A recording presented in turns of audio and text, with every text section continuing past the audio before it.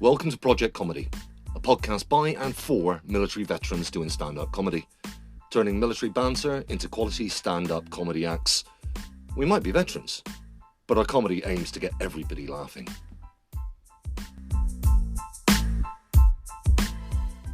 After you've learned the basic stand-up comedy skills and written a routine, there comes the time that you need to take it to the stage and break your performance virginity. So how on earth do you prepare for that? Is there a checklist? Is there a series of mental tricks you can play to get on the stage and guarantee success?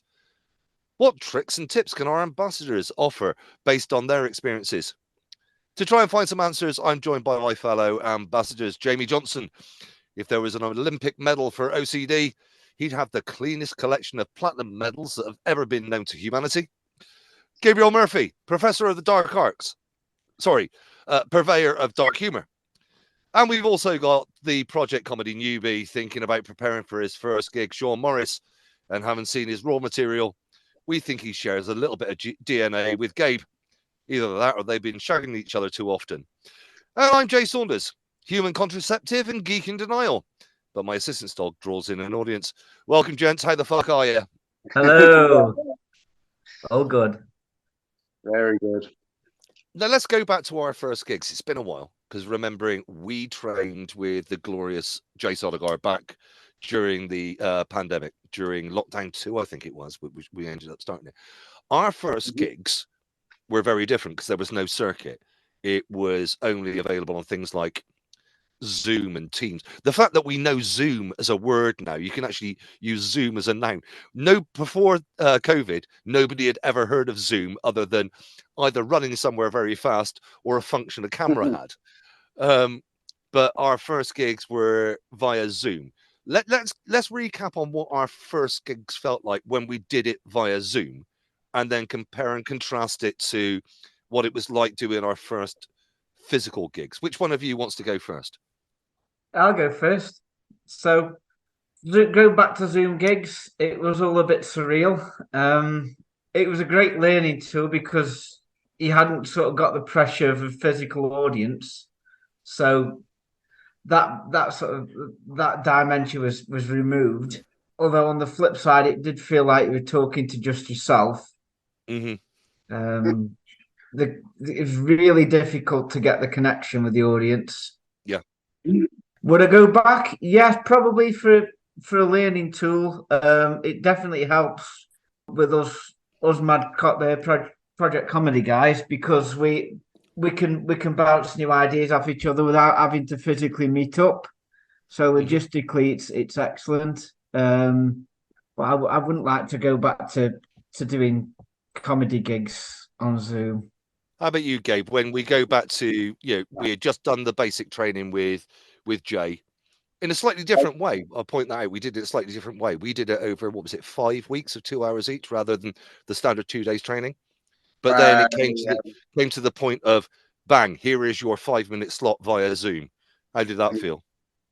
It was it was a wake up call and a half. And I just remember like thinking that, I've got some really good things here, some really good punchlines and stuff.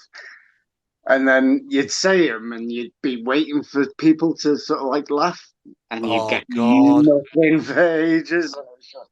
God, the time delays on some people's devices was fucking painful.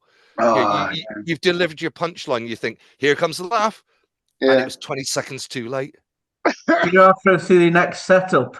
You're thinking that setup wasn't funny. And that puts you off. Yeah, it was horrible. I think it's great though for people who are sort of like dipping the toe in, who aren't confident enough to go out there, in person and do it. So I think it's horrible, but equally it does have its place. Because I remember my first one, because I was on night 2. So I didn't do the first night, I did the second night. So we had, I think it was a Monday, then a Tuesday night. I can't remember. But we had 2 back-to-back graduation shows. And at that stage, what I was doing, I was borrowing my mate's restaurant for Wi-Fi. Because as we constantly joke about, in Project Comedy, I have the worst Wi-Fi known to man. But my mate's restaurant the lightship, as it was back then, Trinity's the lightship, had a really stable Wi-Fi. So I set myself up in the bar. I'm there for it. It felt so odd, but my God, it enabled me to cheat so much. What Yeah. I had was I had put, remembering this was only a 5-minute set, my first ever 5-minute set, I must have had 20 odd post-it notes stuck around my monitor that had my entire routine. And I go back to watch that video now, and I can see my eyes going clockwise around the screen. So I've actually got my routine to work with. But exactly as Jamie said, and you said, Gabe, it was the delay on laughs. It's Yeah. sort of like, and then learning how to. I suppose that was one good thing that came out of it, was learning how to ride a laugh. Because I'm not going to knock Zoom. I'm not going to, although this wasn't my first gig. Yeah, remember the first time I dropped the OA pedo joke was via Zoom, and learning how to ride that laugh. There were a couple I did in my dating routine that I did. I think it was about my second or third graduation show, where I dropped an absolute dinger of a punchline halfway through, and all I could hear was the women screaming themselves laughing, and I'm there going, I can't tread on it. And it's something, yeah, it taught me a lot, but it was so different to actually doing a physical gig. Jamie, because let's talk about physical gigs, the first physical gigs we did, because Oh you've got dear. two stories to tell. Come on, let's go through gig 0.1. I won't call it gig 1. Let's call it gig 0.1 and explain why. Le gig terrible. Yeah. It was a mixed acoustic night that my mate had organised. He says, "Come down, do some comedy." So I did. I thought, oh, it'd be a good experience. It wasn't. Well, I just, because it did teach me a couple of really really important points. Oh Number yeah. one, don't gig in front of boozed up, pretentious wannabe musicians who all think they know Gallagher. And number two, I now really hate Noel Gallagher music.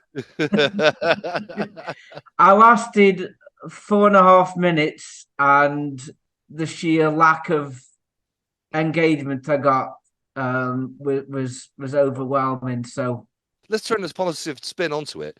What you actually did was you took a 5-set to a stage, because yeah, there was no laughter. That's why it burnt out after 4.5 minutes. But you got through an entire set. You actually, let's be honest about it. How many people are too terrified about taking up stand-up comedy because they say they wouldn't be able to stand on the stage? You stood on the stage. yeah, Okay, the venue was wrong. The audience was wrong. But you stood on the stage. You got past what is the biggest fear for most people thinking about doing stand-up comedy. So there were physically wins. getting on the stage. Yeah, So there were significant wins from doing the worst gig in the worst venue you could possibly have, but there were great wins out of it. yeah. What about gig 1.0? We've spoken about gig 0.1. Gig 1.0, where you're actually doing comedy in a room designed for comedy. This is met for the first time in the flesh in Salford. Was Salford genuinely your first in-person gig? Yeah, I think so. Fucking Yeah, hell! I thought you had done a couple before that. Same for me as well. because it put me off. So then when Mr. Sodergar said we're doing a graduation show up in Salford, it was complete yin and yang. Like you say, it was a in a room designed for comedy, and Yeah. it was like somebody turned the light on. Like, this is what it's meant to feel like. Yeah. Yeah. Yeah, same for me as well. That was my first in-person gig, was the Salford one. Had you done any gigs before then, Jay? Had you done any physical gigs? Jay did about 50, I think. I think our Salford gig was something like about gig 17 or 18 in person for myself. Yeah.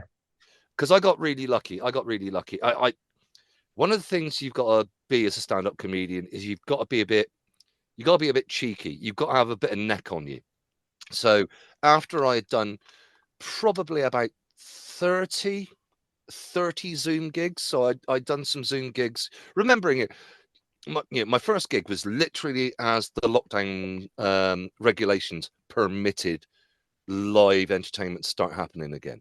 So I had done months without it. So I'd done loads and loads of Zoom gigs all over the world. Things like Chickenpox Comedy, which is still running to this day. It's a great venue over in Derry. I was doing gigs in America. But all just basically sat on my boat or stood in my mate's restaurant. But what I had done was I'd found loads of comedy venues. I say loads. Found comedy venues in the local area. So I messaged the one that looks like the biggest, the Fat Fox, Comedy at the Fat Fox. Messaged them. He came back and he went, "Well, I'd love to know what you do." And I went, "Well, I've got some videos of my Zoom gigs. I've never been in person." He went, "Okay, well, I've got a new material, new acts night called Puns and Roses at an amazing pub over in Portsmouth, just off the Copner Road. Brilliant pub, massive supporter of the armed forces, and it is a new acts, new material night." So I decided I was going to go to that. I started having real nerves about it. But then one of my best mates that I did the Warrior Games with back in 2018, he messaged me. He goes, "Oh, what's going on? I'm doing this gig on this night." He went, "I am on my way down." Drove down from Birmingham, stayed the night on my boat. Actually, I think this would be a lovely learning point for other stand-ups, especially people like us, wounded, injured, or sick from the services. My mate was sat at the back of the room when you did Salford we had mates in the room. That makes a massive difference. So I got up, I tried to do my 5-set. I went without a set list written on my hand. I was determined I was going to chew it out my own memory. And so many things went wrong. Hawk, my assistant's dog, was not prepared for it. So he could pick up on my nerves. So he tried to drag me off the stage, ends up running over to the MC, doing everything that he's trained to do to get me away from an uncomfortable situation. I had a brain fart and I had to try and recover. When I came off the stage and went out the back for a cigarette, I turned around to my mate Steve and went, "That's it. I fucked it up. I'm never doing it again." And Steve's there going, "Shut up. You didn't see what you did." And he had videoed it. And I could actually see that I was getting laughs. And then the other comedians were there going, "What do you mean you've never done a physical gig before? That was really, I thought you had been gigging for about 12 months. The two big learning points that I got from doing that gig was the fact that take somebody with you if you can. If you need emotional support, take somebody with you. But secondly, record it, because you're going to be so in that moment, you will not know what you did. You can only know how you performed if you watch back your recording. Am I making sense or am I talking bollocks? Was that true for you guys? Yeah, I always record my gigs. Just I for always learning get curve for someone to me. record my gig. Oh, you get someone to record your gig. Yeah. Yeah, because I'm a lazy cunt and I fucking won't do it myself. Because you can't multitask. No, it's just 'cause I'm a lazy cunt. I'll chuck it out there because there is a playlist on our YouTube channel that is called I think we call it, it's either called the Sulphur playlist or it's the Ambassadors playlist. And it actually shows all three of us at that gig. Now, that's me having done, I think that was gig 17 in person, but both of your first ones. I think that would be a really good thing for any of our listeners and followers to actually log on to and just have a look, compare and contrast. This is what you can do over a period of time. So if you haven't seen the YouTube channel, just end up going onto YouTube and looking for Project Comedy Veterans Doing Stand-Up. Have a look in the playlist and have a look at that Salford playlist, because I think it will really give you some idea to what a first gig can actually be like, and it is walking away with some degree of success. Yeah, I'm not that good now. Regressed. Yeah. I had my partner with me and she was heckling me all the way through. So that was lovely. Yeah, but the joy of it is you turned it into material. I think that heckle from somebody that supports you that much actually gave you more energy and connection in the room. The fact that you could actually put her down. She's been nervy enough, she's had enough neck to take the piss out of you whilst you're on the stage. But it enables you to break the fourth wall, didn't it? Because you instantly dealing with a heckler, and that brought the audience into the room as well. Yeah, it was great. And it really did enforce that thing of having the connection with the room as well. Yeah, it's one thing with I enjoyed. Let's be truthful about it. I enjoyed Zoom. It gave me confidence in one way, but it gave me a chance to once you're actually in a physical room, you suddenly realize there's so much more to the skill set. The skill set is looking audience members in the eyes, actually connecting in with them. The only thing that was lacking from that gig was the fact we weren't using mics. We were just doing that acoustic. It was such a small room, you didn't need a microphone for it. And by that stage, I had just learnt my mic skills. Let's use the example, mic skills. Let's jump forward in time to when we ended up doing Brighton. And suddenly you've got those mics and you've got those leads. How much of a difference was that for connecting to an audience? Comparing that to another kind of first gig. Yeah, it added an extra complication, didn't it? Dealing with the tech. Yeah. I don't know. I sat on my ass, wasn't I?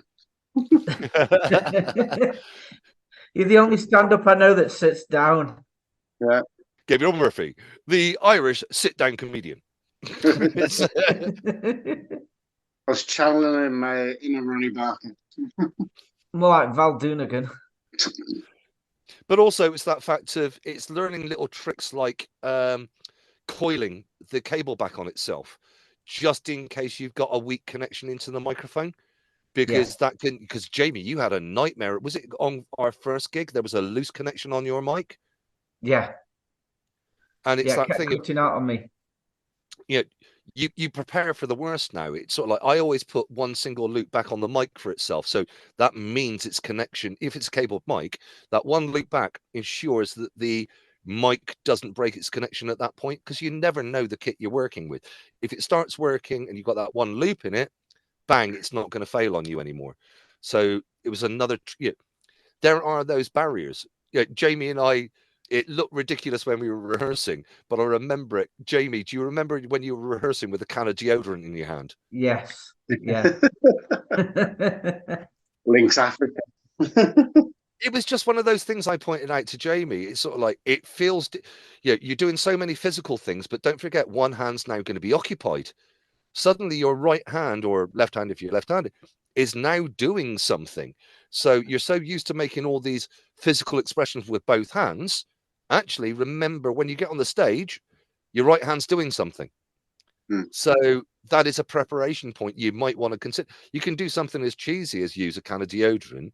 I know, Jamie, you've ended up with a karaoke machine, and that can be a training tool, can it? Yeah, because it's an actual proper mic. So yeah, that's really good. And also it's got the PA system, so you can practice talking through PA as well. So yeah, that's very helpful. Because it is some of the mic skills. Not that we ever did it on the course, and I don't think we necessarily need to do it on the course, but actually, mic discipline is quite interesting, isn't it? The fact that you can, at points when you need emphasis, you need to change that attitude. You can bring the microphone closer to your mouth. Yeah. It's it's one hand span away is where you ideally want to have the microphone when you're actually starting, but to bring it in when you want to be darker or louder or cheekier or things like that, or taking it away to give a different, you can actually start playing attitudes with how far away the microphone is from you. Yeah. I think us three have waffled on enough about our legendary exploits of how we started, but of course we got Sean in the room. And Sean, you've been writing your material for a while now. Do you have any concerns about doing your first gig? Is there anything that makes you nervous, or do you not know how to prepare for it? Go on. How do you feel about preparing for your first gig? Yeah, so I've got obviously the stresses getting up on stage in front of people. But I think everybody's going to have that because it's not something I've ever really done. And especially when I, basically got forced to do it at school, I was the kid that got shoved up, got your stage fright, froze, and then just had to basically be carried off because I couldn't move or talk or do anything, like a deer in headlights. So there's that anxiety. Now, the difference from then and now is, okay, I'm a little bit more grown up. This is something that I actually want to do. I've not been forced into this situation. It's something that I'm putting myself into, and I want to do it just to see how it is. As we covered in the last sort of episode. So I have that fear. To prep for it, what I'm normally really good at, to be fair, is I'll panic. I'll start stressing about a week before. I'll panic. I'll be absolutely fine up until about 10 minutes before or half an hour before it. And I have a mini little meltdown, which will be fine. It'll just be all in my own head. I'll have this little like, oh shit, oh shit, oh shit. And I'll be sat drumming my material in my head, try not to forget it and keep myself focused. And then I'll get up there and I'll go. I'll probably stumble over the first few sentences. I assume it normally happens the first time I do kind of anything. I normally have a little bit of a stumbling block, and then I start with something easy. And as soon as I get my feet, that's it. I'm off, and I'll be fine. Yeah. And then I'll get off the stage. Well, I can see it happening now. I'll get off the stage and I'll go, oh, fucking God, that was stressful. But at the time, I'll be able to do it. But then immediately afterwards, as soon as I wind down, I'll crash. I'll just be like, oh my God. And then I'll probably spend the rest of the week sleeping and not knowing what fucking day it is. You've given me so many points to point out there, because the sleeping thing, I think this happens to every one of preparing for post-gig blues is something we all need to do. Yeah. It is such a high, as you just pointed out, the stress and the adrenaline and what have you. The day after a gig, and the fact you're not gigging that night, fucking hell, it hits you. And it is a real come down. The bit I loved you saying about, it's not just us wounded veterans and what have you. Everybody's scared of public speaking. Well, Brits are. A lovely joke. I wish I could remember who said it. They said the two biggest fears in the UK are, number one, public speaking. Second, death. People would sooner be in the coffin than deliver the eulogy. That is something about the British public. But the fact that we are going up there to do it for ourselves, that does take a lot of it away from ourselves. To be fair, with the temperature here right now, I probably would rather sleep in a coffin. It'll be warmer 6 foot underground. Have you seen my boat recently, mate? I think we've hit the maximum of 8 degrees here in the last week. So it seems to be common. And we can't even use the north-south divide for that, because I'm in Gosport and you're where at the moment? Basically Salford. Right, there you go. So Salford, you got no fucking excuse, mate. But I think this is that brings us back into a couple of the points we were just discussing. Things of taking a mate along to your first gig, just in case you need that emotional support or somebody to distract you when you're going through that minor wobble phase. And equally, recording what you've actually done. So you can actually, as we said, when you're actually up there doing your first ever gig, you're not in the moment. You're just doing it. You're not going to remember what you've just performed, how you've just performed. Having a video recording of it enables you to see what you actually did. So you've got a better perception of what you've actually done. Would you agree with that, Jamie? Yeah, definitely. It's true what they say. Your first gig is the worst, really, because you're entering the unknown. Mm-hmm. Once you've got the first gig under your belt, you get so much information from that, so it prepares you for any subsequent gig you have in the future. Yeah. If we look at where Sean's hoping to go, Jamie, what would you put into a to-do list to prepare yourself for a first gig? What are the things you go, right, just to get over that? We're not talking about being the most polished comedian on the planet, but trying to give ourselves the best chance for success. What would you put on a to-do list to prepare for your first ever gig? Well, I'd start by getting rid of the stressors. So logistics, things like logistics. First thing. Yes. Do you know where the gig is? Yeah. Go scope out the venue. I mean, I did a gig in Stoke and I went along as an audience member. Oh, was that Comedy Kiln? Yes, Yeah. the booker had asked me to go along as an audience member, and I'm really glad he did because I got a good idea of the venue, the seating capacity, the layout of the room, where the mic was, where you entered the room, things like that. So could kind of build a mental picture up of what it'd be like to perform. Mm-hmm. But yeah, if you get all the logistics, sort of the where, the when, and how you're going to get there, all squared away, that takes a hell of a lot of the stress away from the gig. So you can then concentrate on your side of delivering the material when you get there. You know what? I think that's so freaking valuable. I think Mm. that's so freaking valuable because it's one of the tips that Jay gave us doing our beginners course. Yeah, I've been out and I've seen stand-up comedy loads and loads of times, but what I've done is I've bought a ticket to go and see a comedian I love. I had never been to an open mic night before. So actually going out to an open mic night and seeing what a room is actually like when they don't know who's walking onto the stage, it was so freeing. It suddenly made me go, oh, I don't need to be like Dara Brian. I don't need to be the same polish as as Lee Mack. I don't have to be as energetic and what. It was a real sort of like it took so much stress off me that I'm not doing a 2-hour show. I've only got to get up there for 5 minutes and I understand how the room works. Well, I've got 2 points to hark back to. The first one is you saying, you don't have to be the perfect comedian to do it. And my perfectionist brain says, no, anything less than Lee Evans is unacceptable. Yeah, yeah, I know what you're saying. That's Yeah. PTSD brain, mate. Come on. And then the other point I forgot about, funnily enough, PTSD brain. Yeah. Yeah. No, I'm sorry. That was the second point. Is Gabe actually just before he's dropped out? Gabe actually said he had an open mic night coming up. Mm-hmm. So I don't know whether that him kind of saying, "Oh, maybe you should come along." So I might see if we can organise that with him because I am here for a month. I don't have to be out down here every evening in terms of like out with the family or whatever. I could say no, I'm going to go do something different. We'll certainly try and connect you up, mate. About going down and just sitting and watching, I could go do that. I could just go and sit and watch and get a gauge and learn and see how it goes. And plus, I think it'd be fun to meet Gabe anyway in person. But it's that thing of seeing what an open mic gig feels like compared to what a pro gig is. I mean, Jamie's a great supporter of both, live comedy and open mics and what have you. So you've been out and seen the likes of Manford and Carr and what have you recently, haven't you? But it's a different room to being in an open mic room, isn't it? Totally different vibe. Yeah, both are comedy, but both are different types of comedy. Both funny in their own way. There's an excitement with open mic that because you don't know what you're going to get, and you don't know the laugh you're going to give because every joke is a surprise.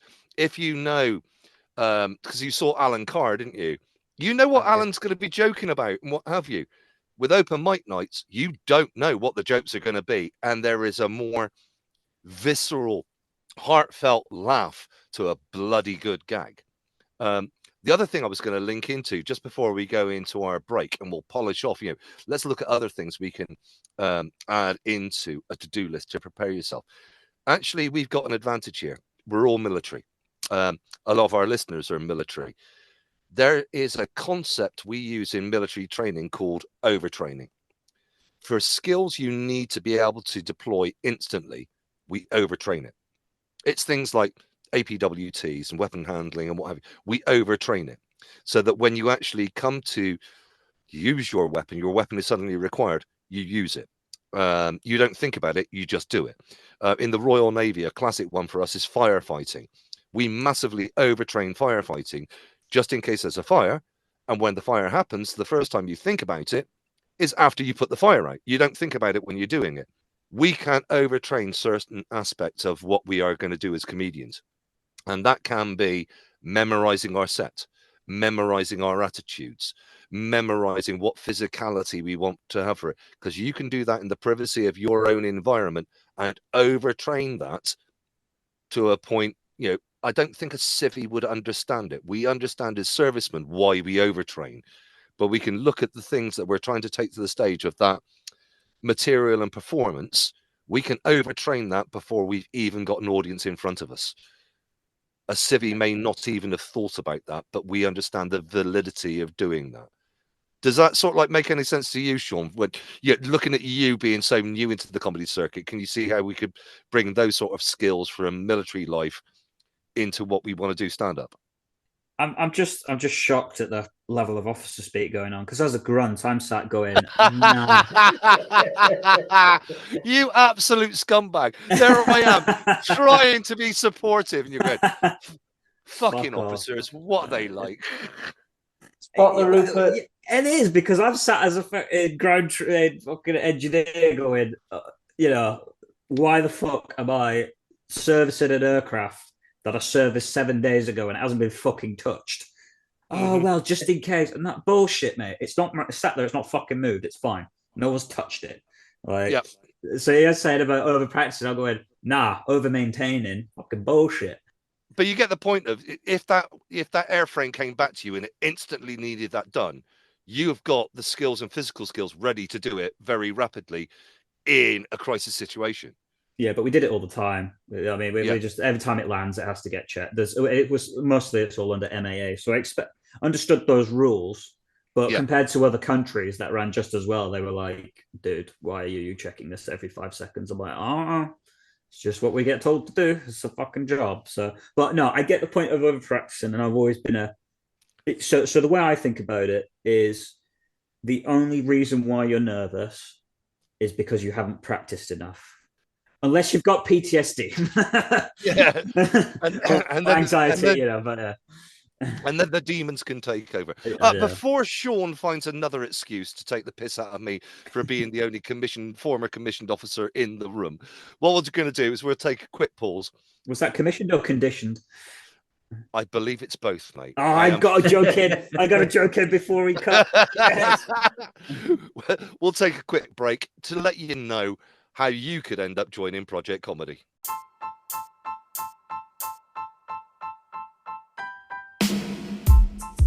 Would you like to join Project Comedy? The reality is, it couldn't be much simpler. All you have to do is get on the internet and find your way over to the Project Recce website.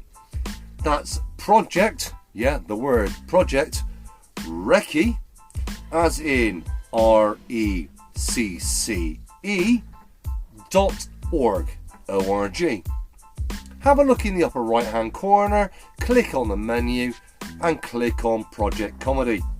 Scroll down there a bit and you'll find a link that says apply now. That will send an email to one of our ambassadors.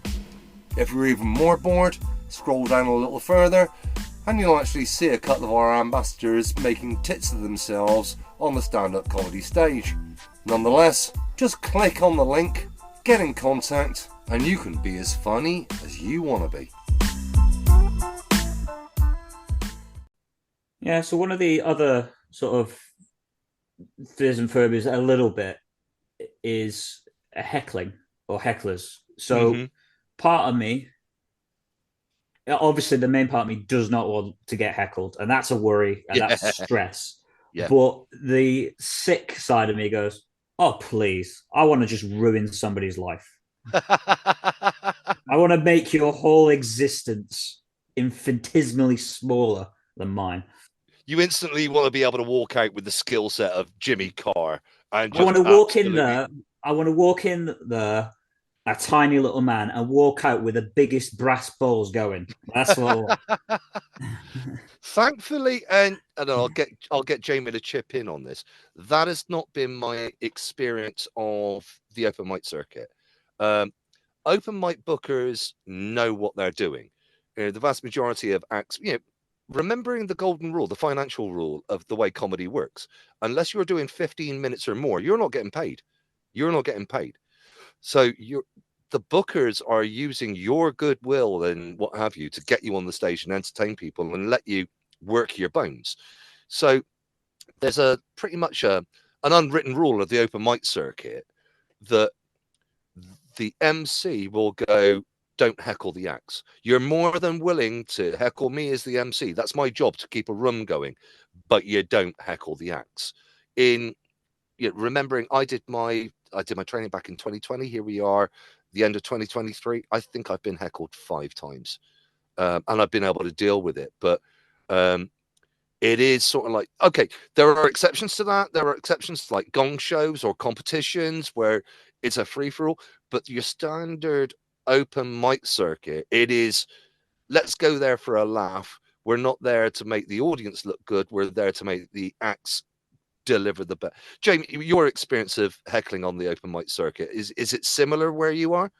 I've never been heckled, I'll be honest with you. All the gigs I've done have been pretty friendly. Even with the exception of the gong shows. I mean, I haven't survived a gong show yet, so I've not lasted long enough to get heckled. But saying that, no. Generally, like you say, the audience are there to see the comedy and not give the comedians a hard time. So yeah, I've always found them really welcoming. So that's one less stressor.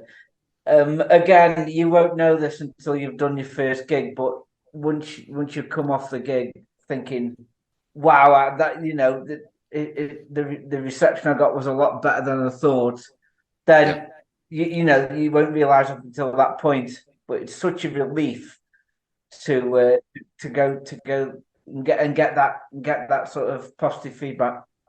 But this is one of the advantages we've got that most other comedians don't have, is the fact that we've been trained by the rule set of Jay Sodegar, and we know before we even take to the stage that we are going to walk to the stage with a minimum of 8 punchlines per minute. That means you're only waiting about 7 seconds for your next laugh. If you've actually rehearsed a set that's over 8 punchlines a minute, when are they going to get a chance to heckle you? And I think that's probably why I've not been heckled, is because I was trained from the outset to make sure I had my punchline rate to that order. And I don't think many other comedians would have thought about what their punchline rate was, but that was part of our basic training on the beginner's court of Jay. They've come to laugh. So make them laugh as many times as you can in a minute. So having a high punchline rate should deflect anybody's desire to heckle you, because you're not having those long setups and what have you. There isn't the big pause. You're literally carrying the act through and making them laugh as much as they can. Does that make you feel a little bit more reassured about hecklers, Sean? I mean, I think it's part and parcel with the illness in my brain, but I always think of the worst case scenario, how I'm going to sit and combat it and worry about it. But then after that, I go, right, well, worst case scenario is taken care of. So anything in between that, and 99% of the time, worst case scenario never happens, So, I mean, and to me, you get a heckler, what's the worst case scenario? He tries to Will Smith me. Like, at the end of the day, he'll find out what a punchline is real quick. So it's going to be fine. And let's be truthful about it. The other big fear for most comedians, any comedian, I think, is they're not going to laugh. And that's another joy of having your punchline rate so high. If you're doing 8 a minute, let's take it, you've got 10 a minute. That's every 6 seconds you're telling a joke. That's just the basic maths on it. If a joke doesn't land, you're only waiting 10 seconds more for the next laugh. Yeah, I'll be like sat there going, they don't really like my paedophile jokes. Why not? Oh, wait, this is a student-teacher conference. My bad. Right. Do you know what? You've just given me a brilliant point. You've given me a brilliant point to bring up. And I want to know Jamie's take on this one. For your first gig, are you going to take your darkest material? Or are you going to go, I'm going to go middle of the road here, or am I going to go tame, or am I going to go clean, or are you going to temper yourself here for going back to what you did your first gig and compared to where you are now? Where would you play the level of your material? Well, I remember writing my first set, and I tried to play it sort of middle of the road, not too dark. Equally not too light either, and that generally worked quite well. Seeing the balance, seeing a bit of a mix. But the main thing is what we've also been taught as well. Don't forget, is know your audience. Yeah. and then tailor your material to it. I mean, obviously, we did allude to this in the previous podcast, but is there anything that you shouldn't include? And there is, but for more information, please see the previous season podcast. But basically, in a nutshell, it's pretty obvious things that you shouldn't include. Obviously, no racist jokes or any punching down or things like that, which I never do anyway. That's a really good one. That's a really good one because, and I'm sure Sean would never have heard of this. You ever heard of something called a primer, Sean? No.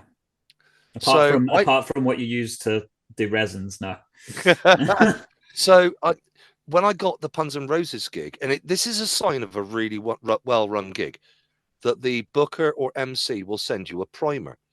And the primer will include the basics of, this is the time of the gig, this is when I want you to arrive, and we'll talk about that in a second as well. This is what we expect, but also the do's and don'ts of that gig.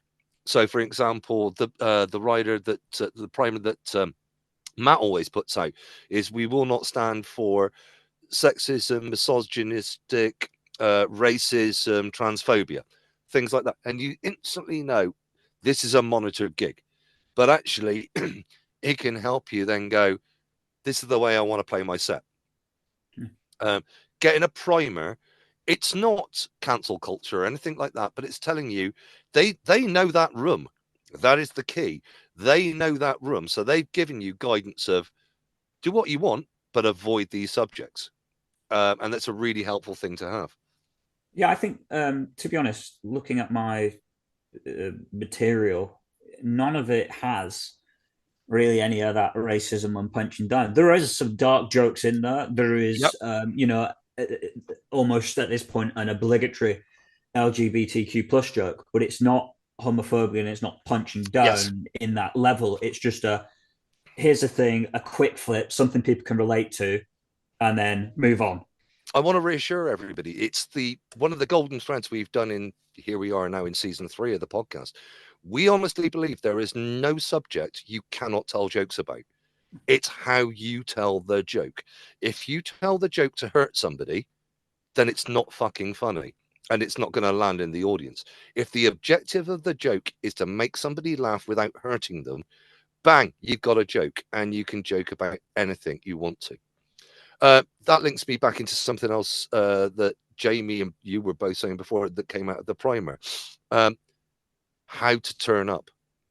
If the gig's starting at 7:30, what time do you need to be at the gig? 6:30.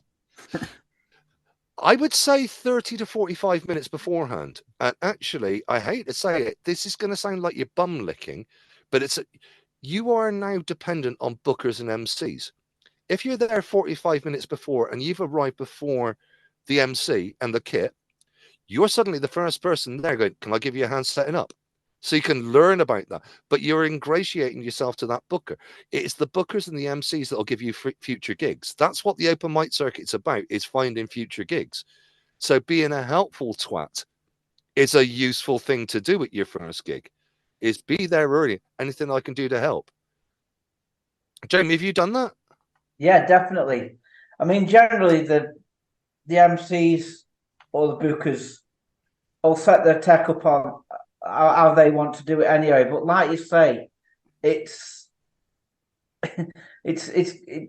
not going to do you any disservice to offer to help. It's one of those just showing the willingness to be there, isn't it? Absolutely. Yeah. And also with being military, I'm like, well, I'll be there early anyway. Plus, I'll be panicking, so I'd rather want to sit there and scope it out. Exactly. Plus, you get to see the room. You can work out where you want to be when you're not on stage. I'll throw out another question to Jamie. Okay. Is there anything you can ask of a booker that would make your first night easier for you? Yeah. Order. Where do you want to go on? Exactly what I was going to say. And I'd have to pick, and I still do. I like going midway through the gig because 2 reasons. It gives you good opportunity to see how the room are reacting to material, what kind of audience they are, and also you're not waiting around too long towards the headliner that your nerves build up and up and up. You can go on, you can have fun with your set, and then enjoy the rest of the gig. So yeah, I would say anywhere near the mid section of the running order, definitely. Second. I think I'd like to go second. And the reason why is so I can watch the first lot and then I just want to get on and get it out of the way, because the longer that I sit there and watch and wait, the more chance of me forgetting my stuff. Because by the second point, I'm good to go. I'm ready. So I would advise you slightly differently than that. And it's because I've seen it and Jamie will have seen it as well. I would agree, go for the mid. I would like to be the last but one in the first act. If it's broken into two, I'd like to be the last but one. That would be my perfect slot for the early days of my career. The reason being, if that first person goes out and bombs, suddenly you've got to wake a room up.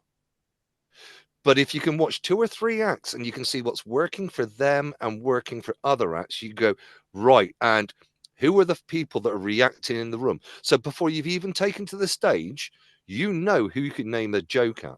So I'd like 2 or 3 acts on before me. Yeah, I get the point of, right, I'm scared I'm going to lose my material. I'm not going to. No, we've overtrained for this. We've got that. You may even have a set list on the back of your hand. But to actually, we were talking about it last week about those 3 priorities in stand-up comedy. It is connection, performance, material. We can do our material and performance before we've got there. Connection, we can't. So getting a chance to read that room is the reason we're in that room.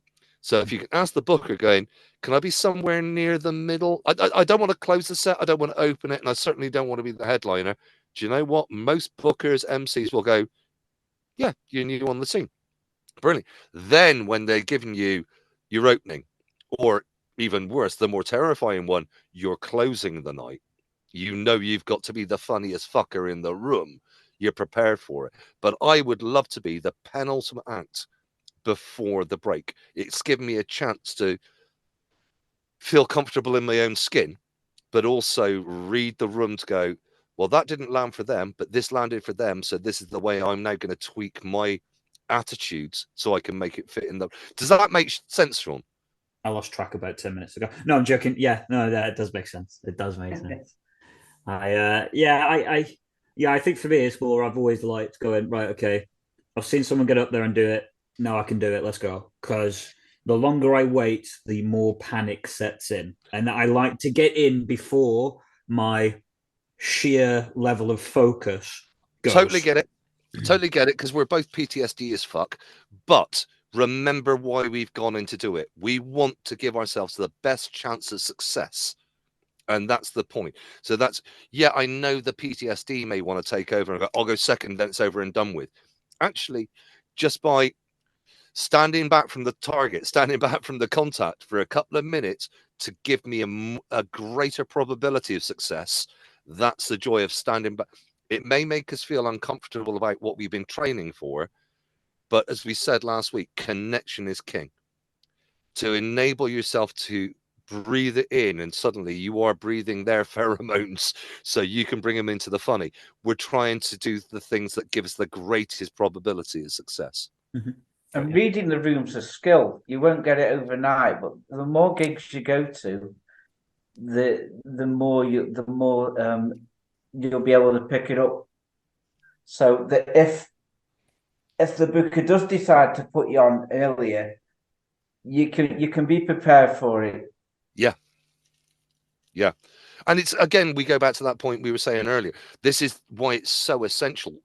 Video every performance doesn't necessarily mean you're going to put it on social media or anything like that, but it's like a visual notepad for what you've actually done. Because I guarantee for your first 10 gigs, you won't remember what you've done. And you'll watch it back going, I dropped 3 gags.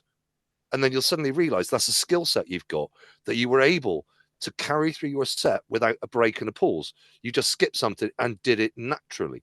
So you'll see the positives and negatives in your performance. It's so useful to do that. Go on then. So let's close this one off then. Let's close it off. When we're thinking about first gigs, how are we going to measure success? We've talked about a to-do list. Let's make sure we've overtrained on preparation. I've done my material. I've learnt my attitudes and what have you. I've thought about holding a microphone. One you probably won't have to worry about, Sean, is being blinded by lights, because that scared the shit out of us in Brighton, but that won't happen on your standard open mic night. We've done all of that stuff. We know the venue. We know what we're going to wear. We're going to turn up 30 to 45 minutes early. We're going to ask to go on penultimate in the first half and blah, blah, blah. How are we going to measure success?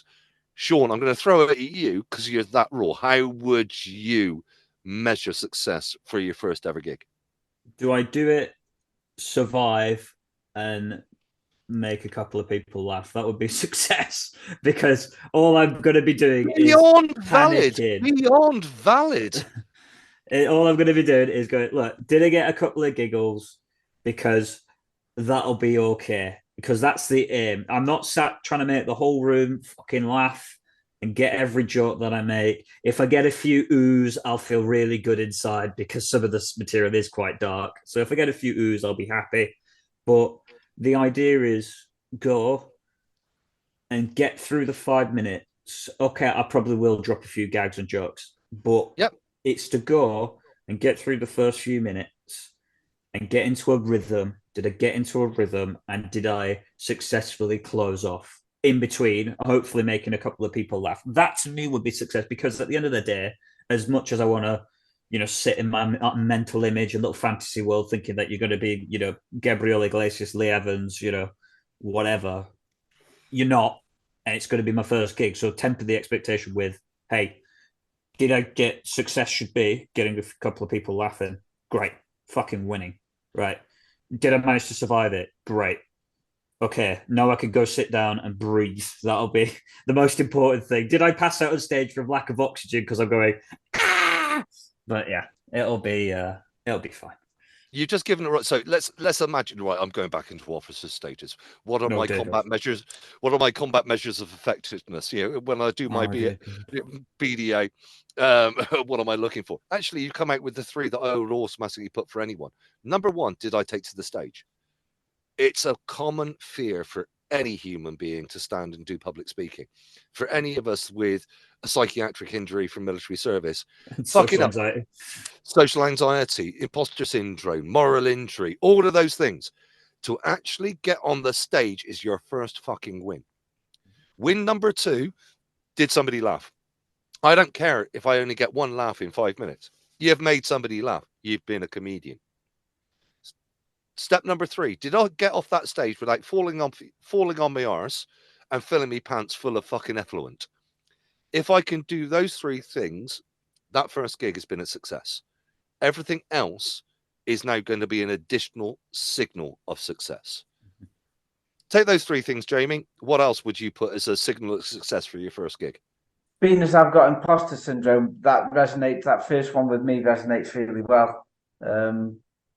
Just getting on the stage.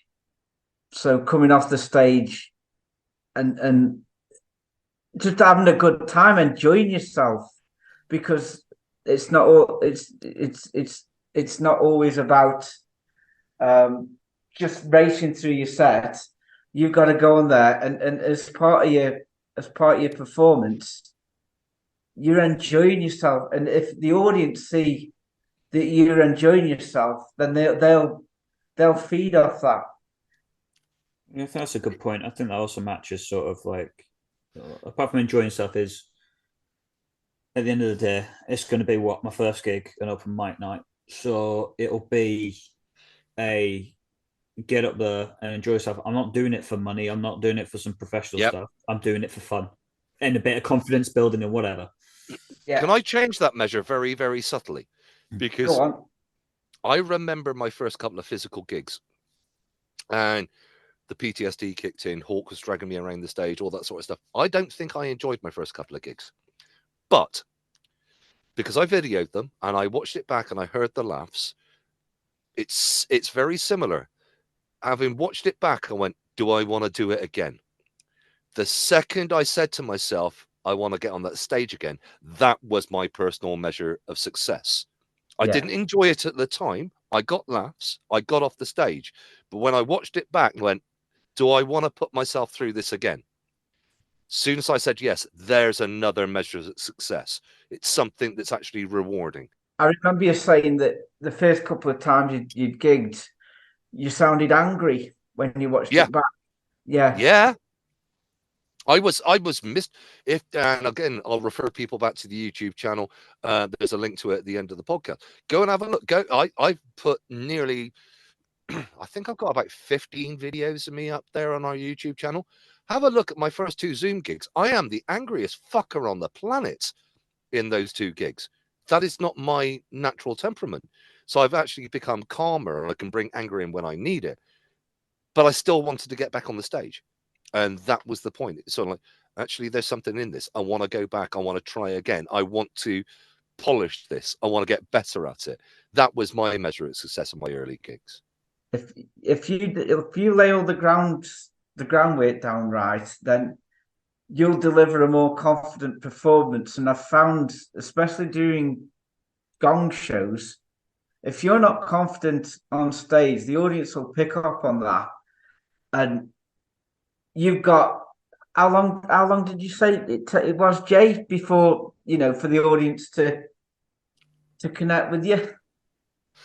God, when I was aware that I was actually connecting rather than just telling my jokes, I think it was must have been at least 10 physical gigs.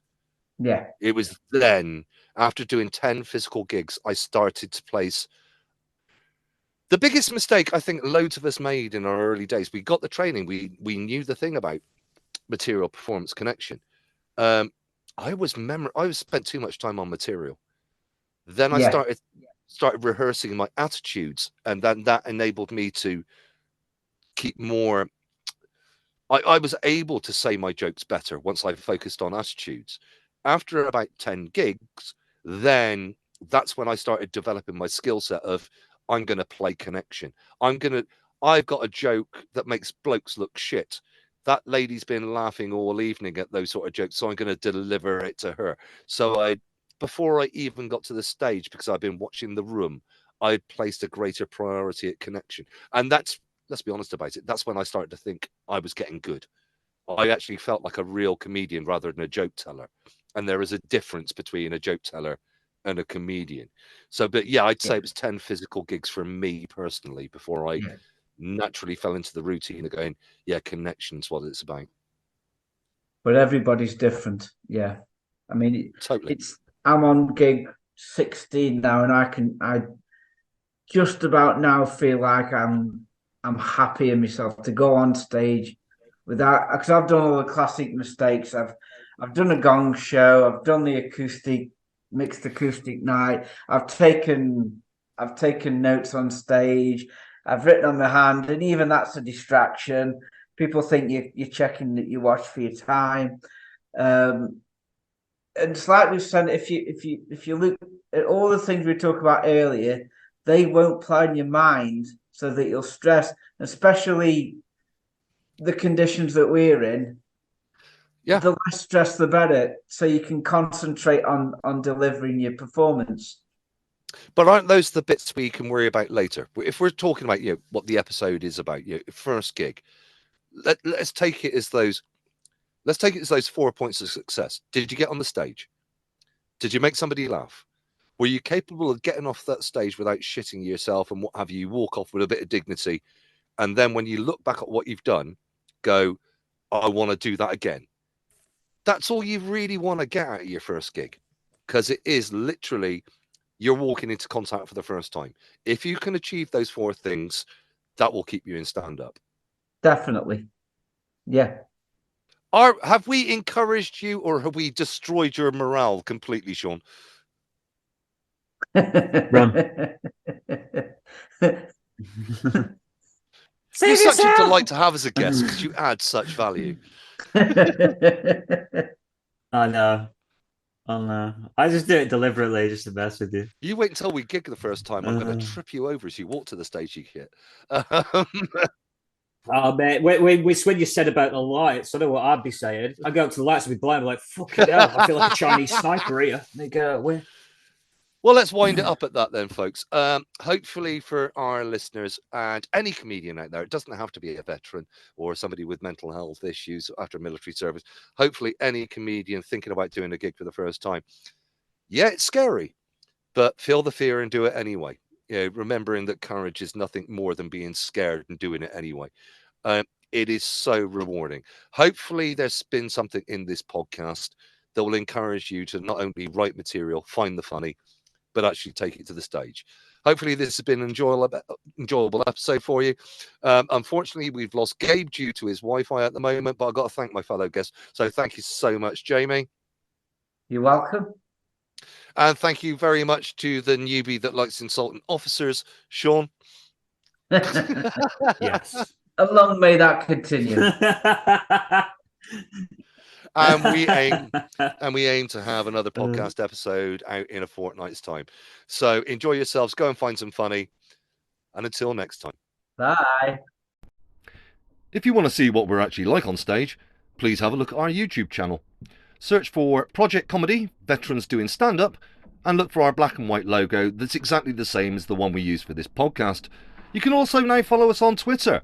We can be found at Proj Comedy. That's at PROJ Comedy. And me, Jay Saunders, I can be found on Facebook, Instagram and Twitter if you look for Comic J Saunders. That's all one word with the letter J in the middle. Comic J Saunders. Thanks again to everyone that's taken part in this episode. Until next time. Thanks for listening to the Project Comedy Podcast. Please support our veterans as they continue their comedy journeys. To find out more, including gigs our veterans are doing, please search for the Project Comedy group on Facebook, where you'll also find links to Project Recce, the veterans charity that makes Project Comedy possible.